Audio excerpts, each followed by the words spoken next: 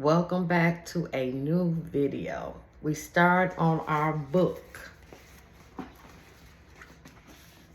The 48 Laws of Power. You see how it done got wet and everything? But we starting with chapter 1. This book reminds me so much of The Art of War. And I think I should step into that. But I'm going to do trilateralism too. But I want to finish the New World Order. But we only got like 4 chapters on that book. My YouTube channel is very diverse. We're going to talk about an array of different topics. It's not centralized on any concrete thing, but it's based on world events, politics, books, common sense. It's just based on everything, but we start on that. Chapter 1. And this is never outshine your master. And the number one rule I have always lived by from The Art of War, and I read that book 3 times, even though it was written by Sun Tzu, a Chinese military commander. But the number one, he said, you keep your enemies close. They don't even know that you know they're your enemy. And you have to master that.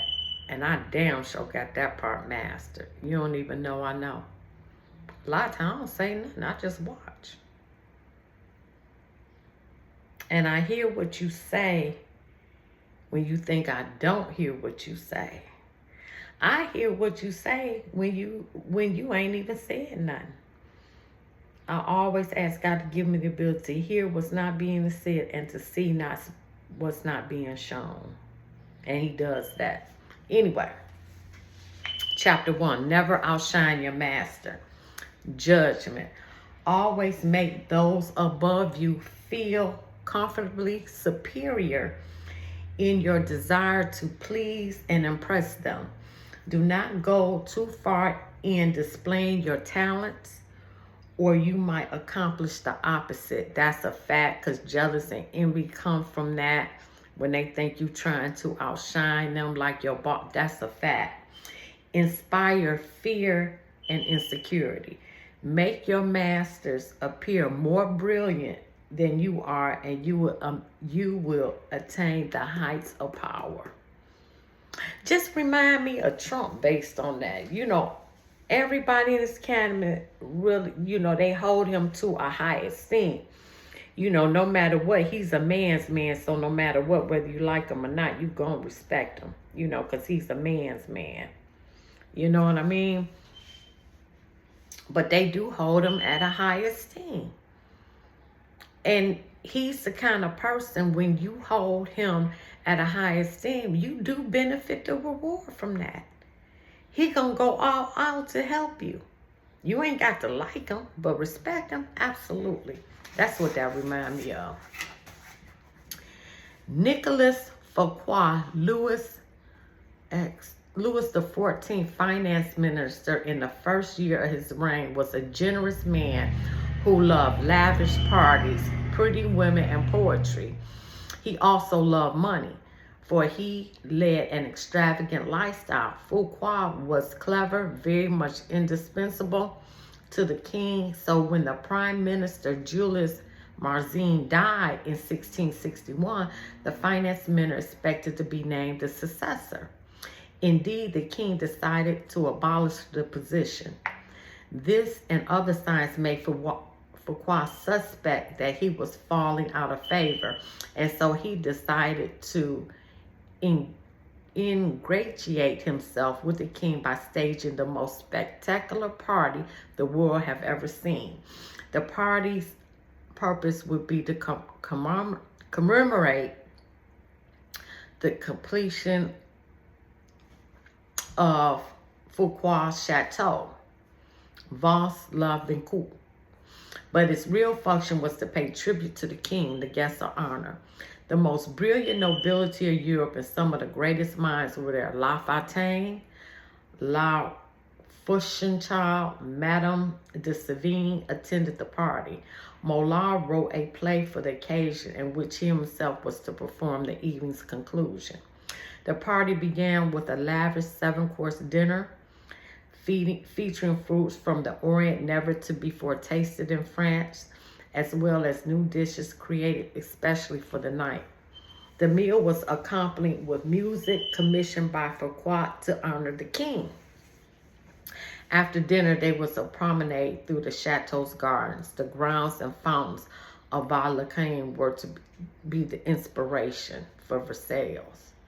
Foucault personally accompanied the young king through the geometrically aligned arrangements of shrubbery and flower beds.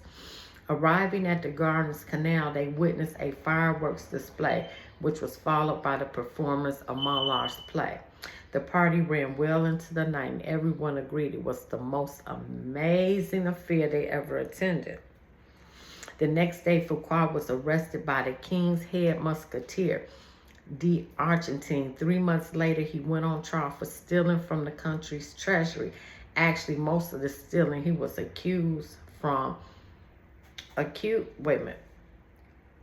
most of the stealing he was accused of, he had done on the king's behalf and with the king's permission. Foucault was found guilty and sent to the isolated prison in France, high in the Pyrenees Mountains, where he spent the last 20 years of his life in solitary confinement. Damn. Louis XIV, the Sun King, was proud and arrogant man who wanted to be the center of attention at all times. He could not constitute being outdone in lavishness by anyone, and certainly not his finance minister. To succeed Foucault, Louis chose Jean-Baptiste Colbert, a man famous for his parsimony and for giving the dullest parties in Paris. Colbert made sure that any money liberated from the treasury went straight into Louis XIV. With the money, Louis built a palace even more magnificent than Foucault's, the glorious place of Versailles. He used the same architects, decorators, and garden designer.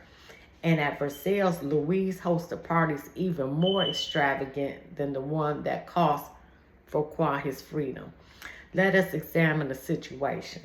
The evening of the party, as Foucault presented spectacle on spectacle to Louis, even more magnificent than the one before, he imagined the affair as demonstrating his loyalty and devotion to the king. Not only did he think the party would put him back in the king's favor, he thought it would show his good taste, his connections, and his popularity, making him indispensable to the king and demonstrating that he would make an excellent prime minister. Instead, however, each appreciative smile bestowed by the guests on Foucault made it seem to Louis that his own friends and subjects were more charmed by the prime minister than the king himself, and that Foucault was actually flaunting his wealth and power. Rather than flattering Louis XIV, Foucault's elaborate party offended the king's vanity. Oh, I got some on my, okay, the king's vanity. Louis would not admit this to anyone, of course. Instead, he found a convenient excuse to rid himself of a man who had inadvertently made him feel insecure. And I'm good. Wow. Wow, made him feel insecure. Such is the fate, in some form or other, all those who unbalance the master's sense of self, holes in his vanity, or make him doubt his preeminence. In the early 1600s, the Italian astronomer and mathematician Galileo found himself in a precarious position. He depended on the generosity of great rulers to support his research. And so, like all Renaissance scientists, he would sometimes make gifts of his inventions and discoveries to the leading patrons of the time. Once, for instance, he presented a military compass he had invented to the Duke of Gonzaga.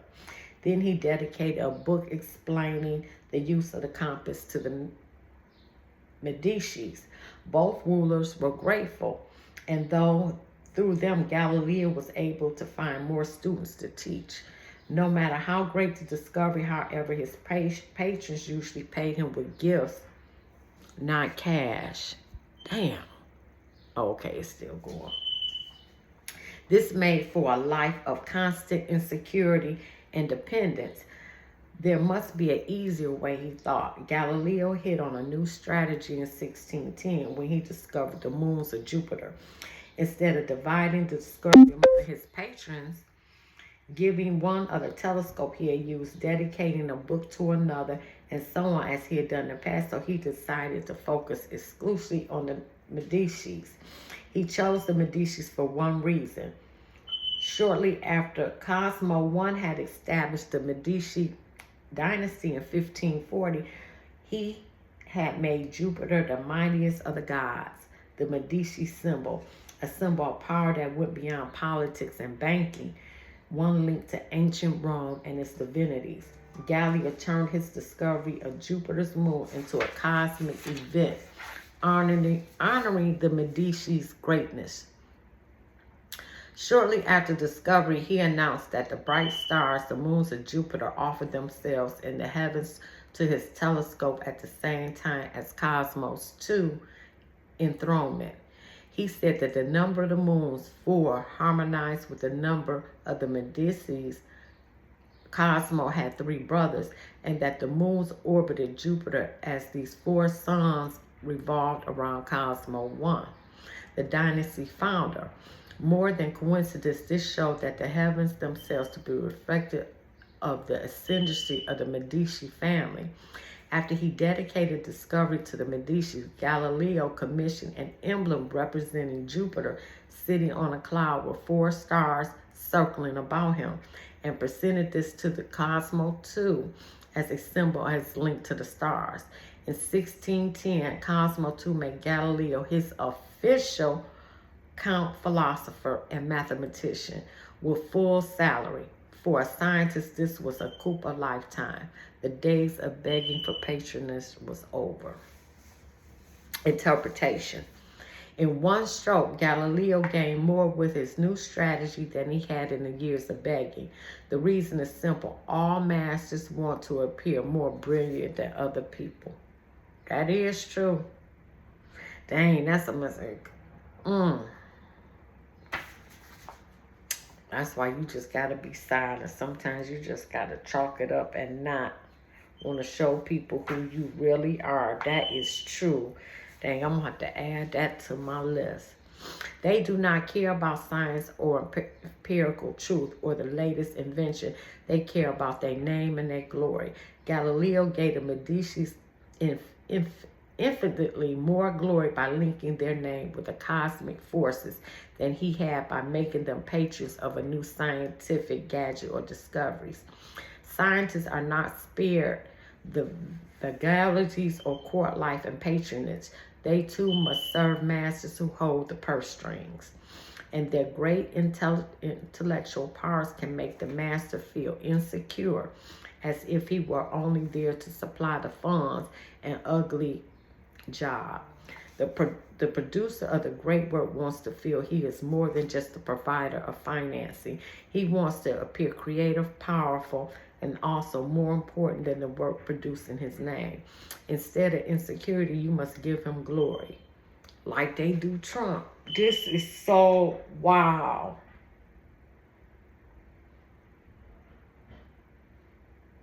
Some people can't do that because of pride.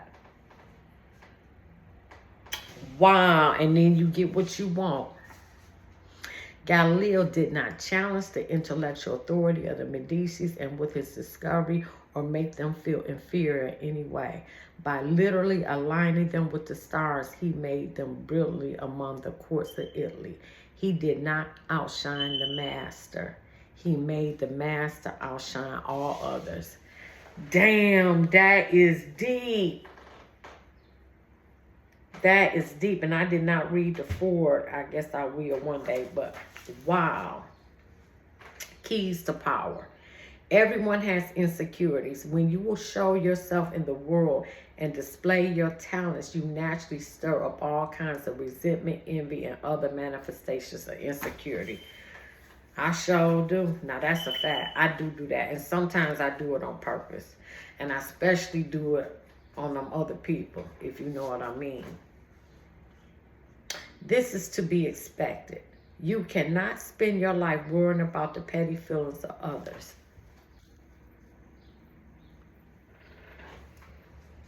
Okay. With those above you, however, you must take a different approach. When it comes to power, outshining the master is perhaps the worst mistake of all. Do not fool yourself into thinking that life has changed much since the days of Louis XIV and the Medicis. Those who attain high standing in life are like kings and queens. They want to feel secure in their positions and superior to those around them in intelligence, wit, and charm. It is a deadly but common misperception to believe that by displaying and vaunting your gifts and talents, you are winning the masses' affection. He may feinge appreciation, but at his first opportunity, he will replace you with someone less intelligent. That is a fact. We see that all the time in the corporate world. You get the supervisor, all you people, like, how do they pick people who absolutely don't know nothing about the job, don't know nothing, dumber than a bag of rocks, and they become supervisor and manager, and you like, why? I'm gonna have to read that again. He may feinge appreciation, but at his first opportunity, he will replace you with someone less intelligent, less attractive, less threatening, just as Louis XIV replaced Foucault with the bland Colbert. And as with Louise, he will not admit the truth, but will find an excuse to rid himself of your presence. And I gotta let that sit in here. That is a fact. I've seen that all my life in corporate America. And wonder how these people get these positions. They dumber than a bag of rocks. And then want me to help that train up. Damn. Wow.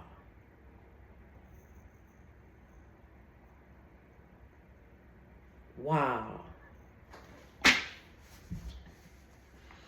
This law involves two rules that you must realize. First, you can inadvertently outshine a master simply by being yourself.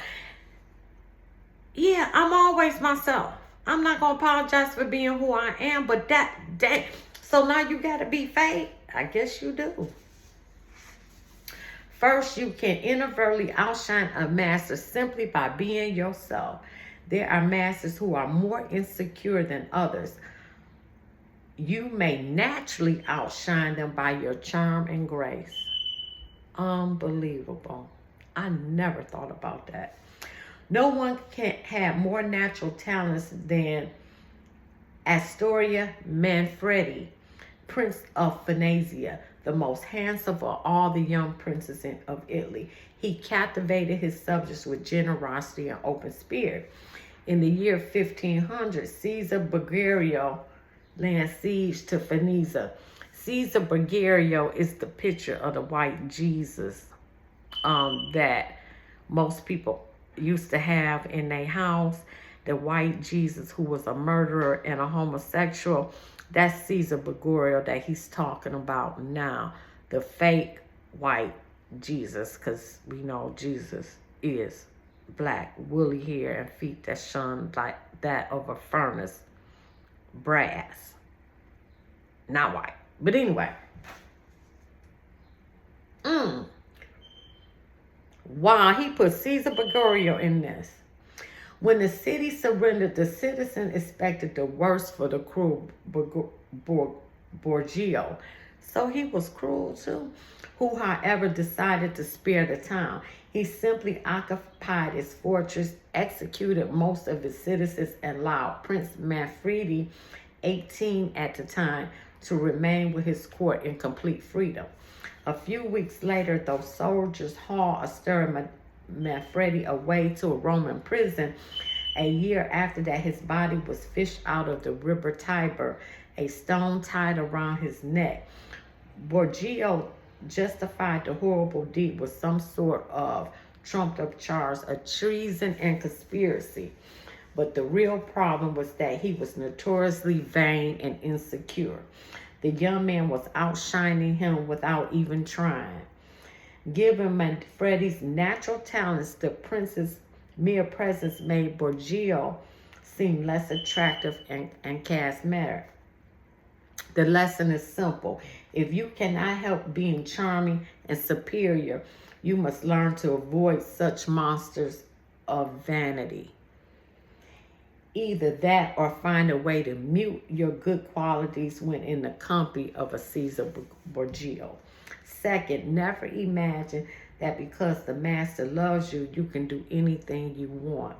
Entire books could be written about favorites who fell out of favor by taking their status for granted for daring to outshine.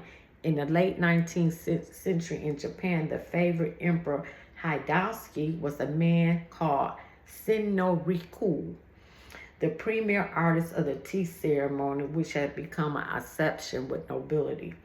He was one of Hideyoshi's most trusted advisors, had his own apartment in the palace, and was honored throughout Japan.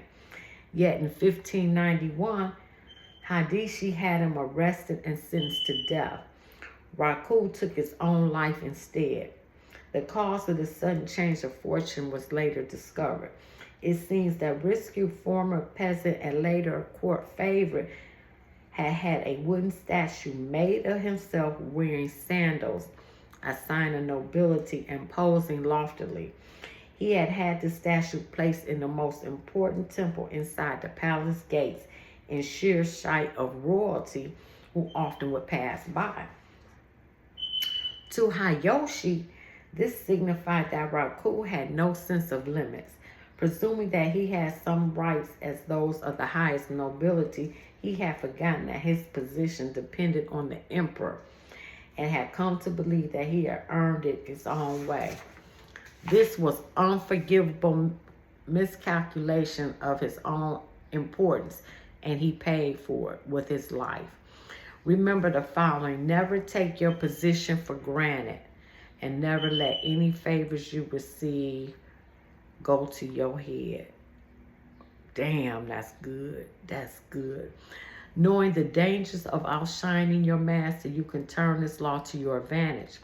First, you must flatter and puff up your master. Look at how they do Trump. His whole cabinet. Overt flattery can be effective, but it has its limits. It's too direct and obvious and looks bad to other courtiers. Discreet flattery is much more powerful. If you are more intelligent than your master, for example, seem the opposite. Make him appear more intelligent than you. Act naive. Make it seem that you need his expertise. Commit harmless mistakes that will not hurt you in the long run, but will give you the chance to ask for his help. Masters adore such requests. A master who cannot bestow on you the gifts of his experience may direct, render, and ill will at you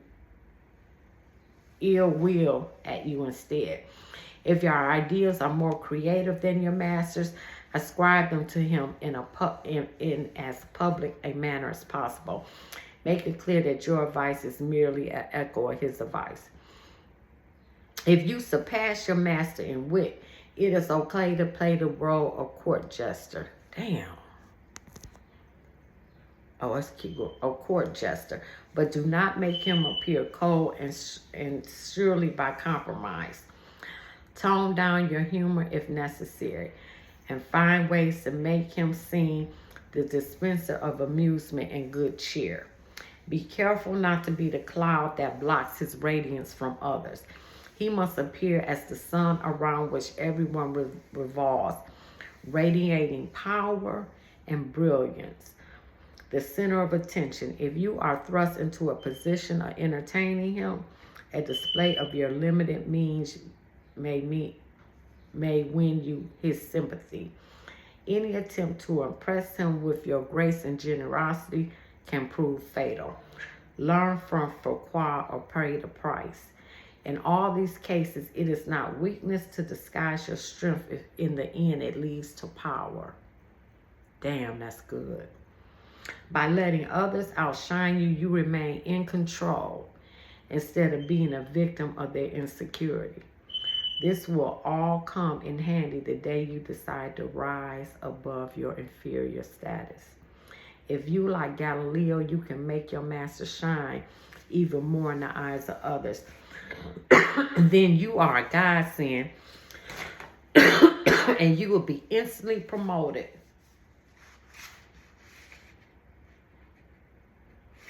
Avoid outshining the master. All superiority is obvious, but the superiority of the subject over his prince is not only stupid, it is fatal. This is a lesson that stars in the sky teach us. They may be related to the sun and just as brilliant, but they never appear in her company. This last paragraph. You cannot worry about upsetting every person you come across, but you must be selectively cruel. If your superior is a falling star, there is nothing to fear from outshining him. Do not be merciful. Your master had no such scruples in his own cold-blooded climb to the top. Gauge his strength. If he is weak, discreetly hasten his downfall. Outdo, outshine, outsmart him at the key moments. If he is very weak and ready to fall, let nature take its course. Do not risk outshining a feeble superior. It might appear cruel or spiteful. But if your master is firm in his position, yet you know yourself to be more capable, bide your time and be patient. It is the natural course of things that power eventually fades and weakens. That's a fact. Look at Drake. Don't nobody stay on top all the time. It's always somebody there to take your place. Your master will fall someday, and if you play it right, you will outlive and someday outshine him. That one chapter was powerful. Make me think of Nipsey in the 60s. Nipsey got bigger than the set just because he was talented, and actually his bloodline made him superior because he's original Jew. That's his bloodline. That's his ancestry. But he got bigger than the set and outshined Big U. He couldn't take that. Make me think of Malcolm X and Elijah Muhammad. He got bigger than his master, even though he honored Elijah Muhammad before, and as they all do, Farrakhan and Master Farad, they all do, before they begin to speak. But he was bringing in so many massive crowds that Elijah Muhammad was being put in the background and he got ill. Then he had a whole bunch of Muslims that was jealous of him and wanted his place. He outshined his master. And the demise with them coming after him to try to take his life. Even though we know it was the CIA. I mean, that came out later, but during that time, they did try and set him up. Wow, this was good. Like, share, subscribe, hit that like button. Oh, I'm going to enjoy reading this, and I always want to read. It's a thick book, but one chapter at a time, because that's deep. I got to contemplate on that. Like, share, subscribe. And this is what I'm going to do on the videos. I'm just going to put this on video part, the reading part. I'm not going to do no lives on that. All right, y'all. Have a good day.